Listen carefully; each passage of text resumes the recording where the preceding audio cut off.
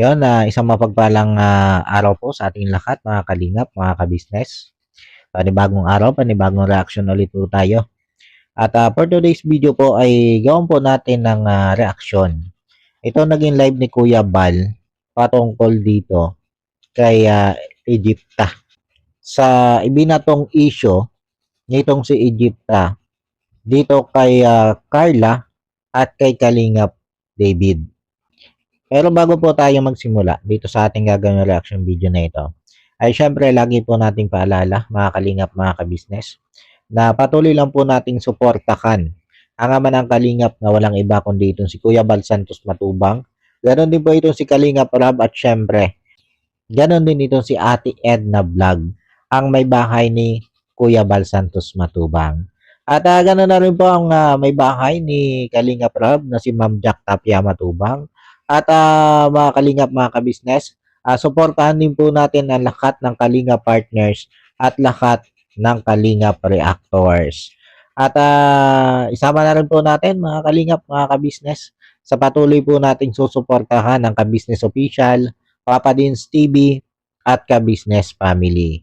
Yon, suportahan po natin yung mga yan, mga kalingap, mga kabisnes.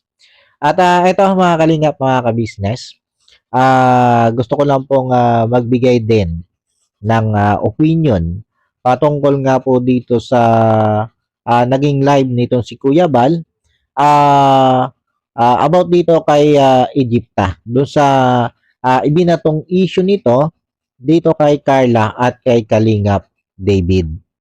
Na di umano ay si Carla ay nabuntis daw nito si Kalingap David. 'Di ba? Alam niyo po mga kalingap, mga kabisnes. Ito mga ganito kasing usapin. Lalo na doon sa mga reactor. Yung mga ganitong sobrang ika nga ay sobrang kontrobersyal na usapin na pwedeng makasira na sa reputasyon ng isang tao. Lalo na kung ang issue na ito ay nalaman mo lang sa pamamagitan ng mensahe sa iyo o di kaya isa nabasa mo sa comment. Dapat ay medyo maging maingat ka dito. Ika nga ay dapat pag-isipan mo muna ng mabuti bago mo yan bitawan, lalo na kung i-content mo. Dapat pag-isipan mo muna ng mabuti at dapat tinitingnan mo muna din kung ano yung magiging consequence nito o kung ano yung magiging epekto nito dun sa tao na itatapik mo o i-issuean mo hanggang sa kung ano ang magiging consequence nito para sa sarili mo. Kasi unang-una nga, reputasyon ng isang tao ang babanggain mo dito. Lalo na nga yung pinatungkulan niya dito ay isang estudyante, isang kabataang babaeng estudyante. At maging kay Kalingap David, may impact ito. Pero masigit ito dito kay Carla. At syempre, mismo sa pamilya nitong si Carla. Kasi alam niyo po mga kalingap, mga kabisnes, doon sa sinabi nitong si Egypta na bagamat ang pagkakabanggit niya doon ay patanong na pinapahiwatig niya na hindi sa kanya talaga nanggaling yung issue. Kumbaga, nahagilap din lang niya yung issue. Yun yung dating doon sa kanyang pagkaka-deliver ng salita. Kasi ang sabi niya, Kalingap David, Carla, totoo ba na nabuntis ka daw ni Kalingap David? Kalingap, totoo ba ito? Kumbaga, patanong. Pero, bagamat patanong, yung pagkaka-deliver niya ng salita, kung napanood niyo yung video, mga kalingap, mga kabisnes, masasabi niyong merong pangungutya. Merong ika nga ay masasabi natin malicious. Malicious yung pagtatanong. na tipong tila ba meron ng panghuhusga doon sa ginawa niyang pagtatanong, lalo na sa side ni Carla. Si Carla kasi babae yan eh. Sabi ko nga, estudyante yan at dahil doon sa content na yon, ito si Egypta ay pwede na mauwi yon sa bullying. Pwedeng mabully doon si Carla sa kanyang eskwelahan. At pwede din pagmulan yon ng depresyon para dito kay Carla. Pwedeng makaapekto yon sa pagkatao at buhay nitong si Carla. Di ba mga kalingap, mga kabisnes? Alam niyo mga kalingap, mga kabisnes, hindi man lang nag-isip itong si Egypta. Kung ano nga ba yung pwedeng kahinatnan ni Carla dito sa kanyang content na ito. Di ba? Siguro naman siguro may anak to o apo. O di kaya mga pamangkin na babae, nakabataang babae, na mga estudyante din. Hindi ba niya naisip na kung sa mga o sa kamag-anak niya nga kabataang babae nangyari itong ginawa niyang ito? Ano kaya yung mararamdaman niya? Hindi ba lang siya nag-isip na gano'n? Na porke, iba yung kanyang sinusuportahan. Kasi mga kalingap, mga kabisnes, supporters, reactor ito ng dating Kalingap Angel.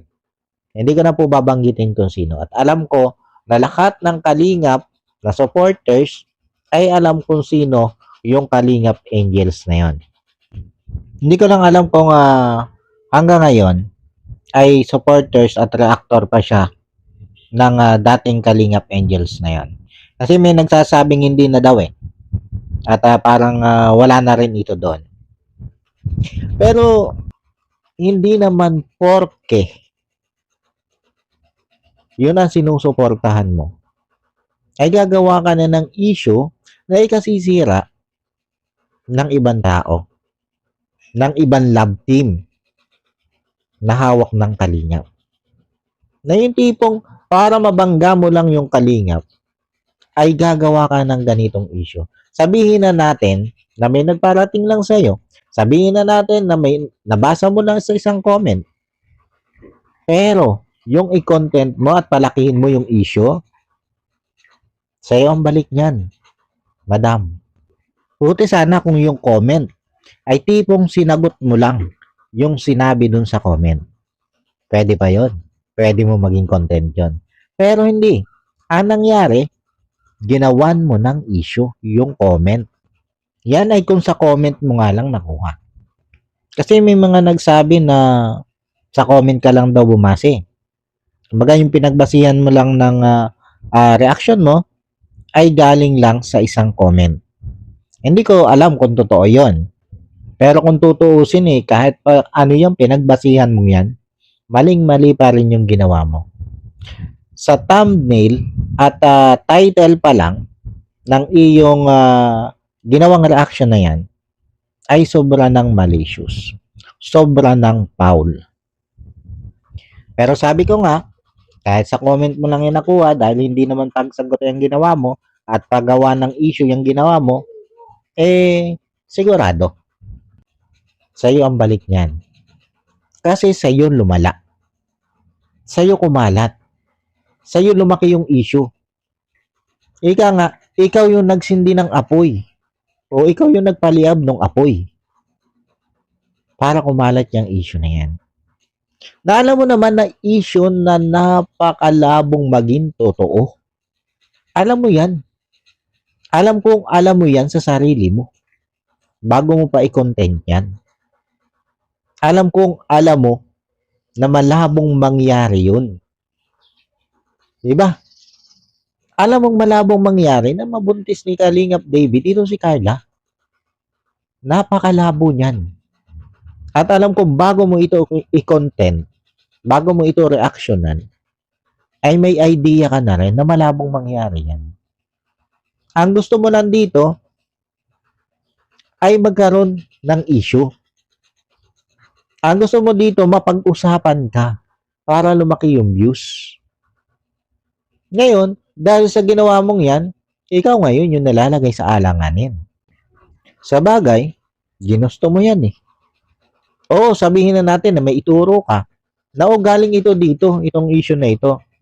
Nabasa ko lang yan sa comment. Kaya to sabihin may screenshot ka. O maaari, nahabulin din ng kalingap nila Kuya Bal kung sino yung pinagmula ng issue. Pero, hindi ka makakaligtas dito sa usaping ito, madam. Hindi ka makakalusot dito. Kasi, ikaw nga yung nagpakalat ng issue na yan. Ikaw, sa'yo nagmula, o sa'yo, yun nga, sa'yo nagmula yung pagkalat ng issue na yan. Nilaman ang content mo eh. Nilaman ang reaction mo. Di ba? Kahit binura mo na yung video, patungkol dyan, wala na, na-public na eh. At may mga nakapag-save na ng video mo. Kaya sabi ko nga, bago ka dapat mag-content ng ganito na sobrang malicious at ikasisira ng isang tao, lalo ng isang kabataang estudyante at babae pa nga, dapat mag-isip ka muna ng 10 beses. Kung tutusin nga, dapat hindi lang 10 beses eh. Dapat nga gawin mo ng 100 beses mong isipin yan bago mo i-content yan.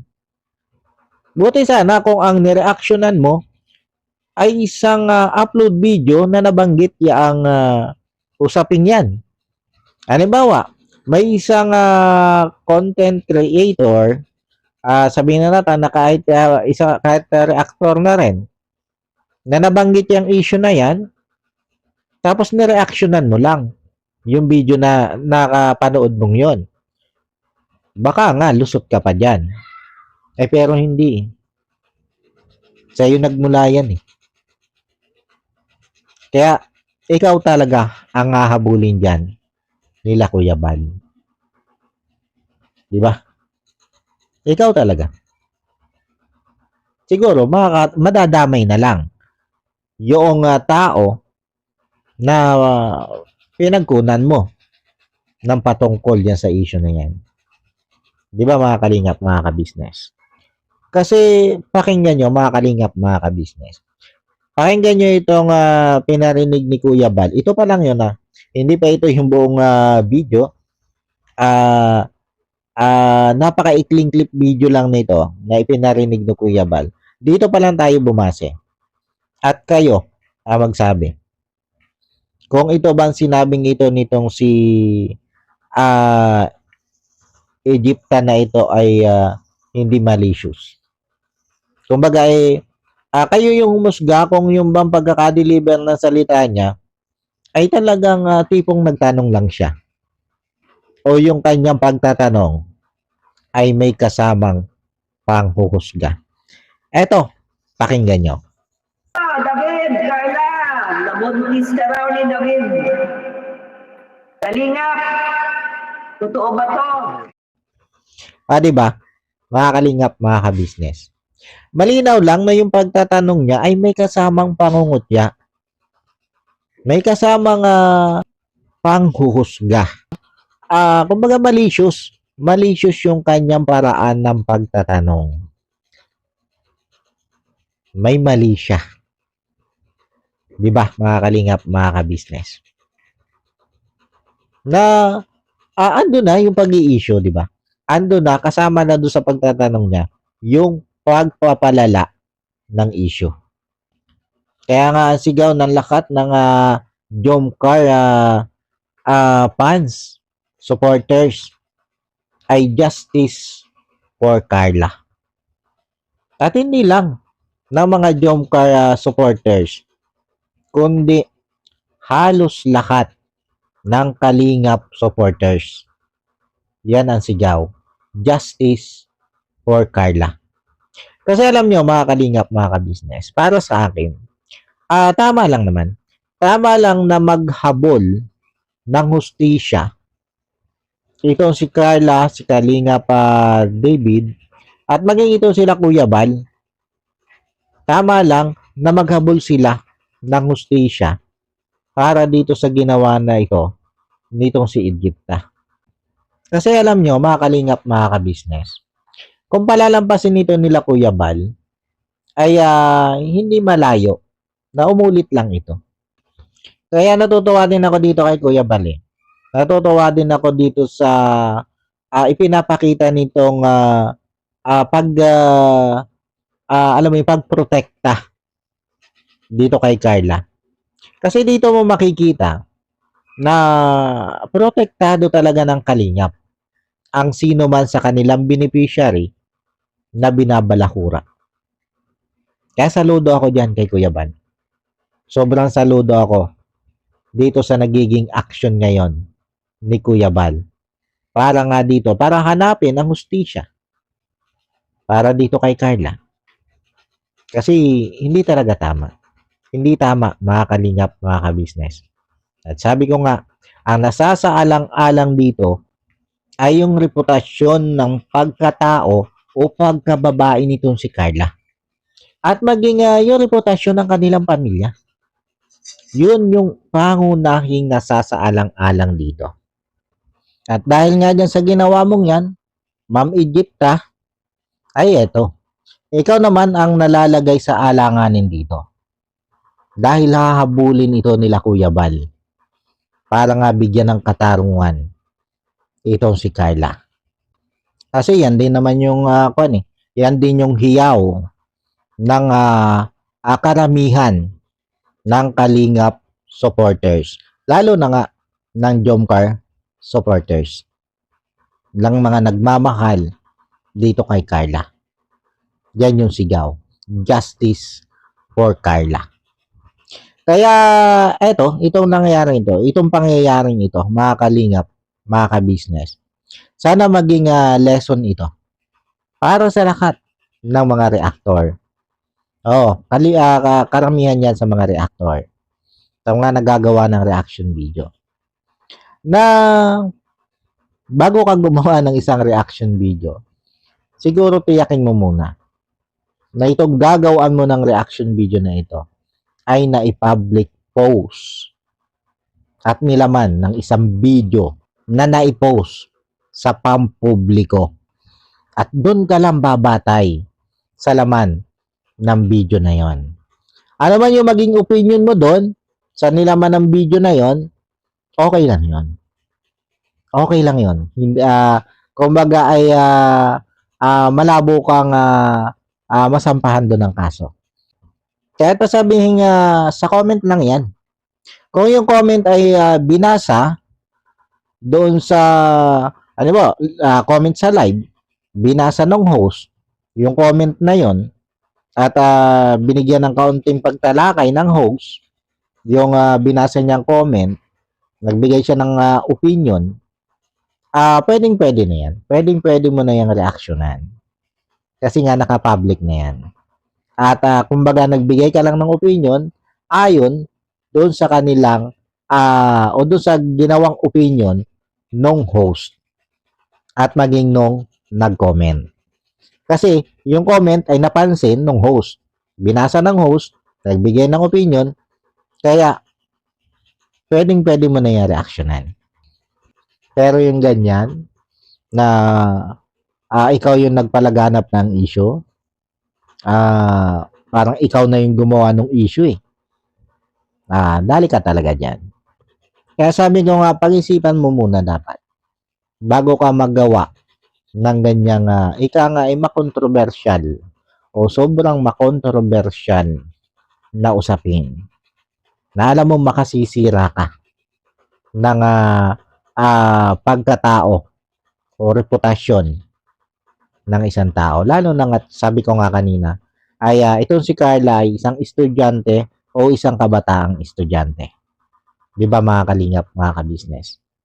Dapat inisip mo din kung ano yung kahihinat nandun ni Carla. Paano po mga kalingap, mga ka-business? Hanggang dito na lang muna po itong ating reaction video na ito. Patungkol nga po dito sa napakainit na usaping ito ngayon dito sa Kalingap. Yan, maraming salamat po sa patuloy pong sumusuporta at sa tumatangkilik sa aking mga ginagawang reaction video. Maraming salamat po. At bago po tayo tuluyang magtapos dito sa ating reaction video na ito, syempre lagi ko pong paalala na wag lang po nating kakalimutan patuloy na suportahan ang ama ng kalingap na walang iba kundi si Kuya Bal Santos Matubang. At ganun din, itong si Kalingap Rob at syempre ganun din si Ate Edna Vlog, ang may bahay ni Kuya Bal Santos Matubang. At syempre ganun din ang may bahay ni Kalingap Rob na si Ma'am Jack Tapia Matubang.